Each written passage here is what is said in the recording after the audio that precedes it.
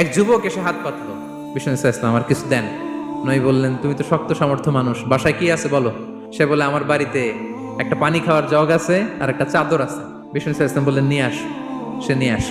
এবার বিষ্ণু ইসলাম চাদর আর জগ দুইটা নিয়ে সাহাবাদেরকে বললেন, মাইয়াশতারি হাযাইন, কে কিনবে। তো রাসূল সাল্লাল্লাহু আলাইহি ওয়াসাল্লাম তার চাদর আর জগটা নিলামে তুললেন, এই কে কিনবে। একজন বলল, ফাকালা রাজুল আনা আখিযুহুমা বিদিরহাম, ইয়া রাসূলুল্লাহ আমি 1 দিরহামে কিনবো। মাইয়াজিদু আলা যালিক, এর চেয়ে বাড়ায় দিবা কে। আরেক সাহাবী বলল, ইয়া রাসূলুল্লাহ আমি 2 দিরহামে কিনবো। 2 দিরহাম, 2 দিরহাম, 2 দিরহাম, আর বাড়ে না। বিষ্ণু ইসলাম তার কাছে 2 দিরহাম দিয়ে বিক্রি করে দিলেন। 2 দিরহাম নিয়ে যুবককে বললেন, নাও, এই 1 দিরহাম দিয়ে কিছু খাবার কিনে তোমার ফ্যামিলিকে দিয়ে আস। আরেক দিরহাম দিয়ে একটা কুঠার কিনে নিয়ে আস। তো এই যুবক কুঠার কিনে আনলো।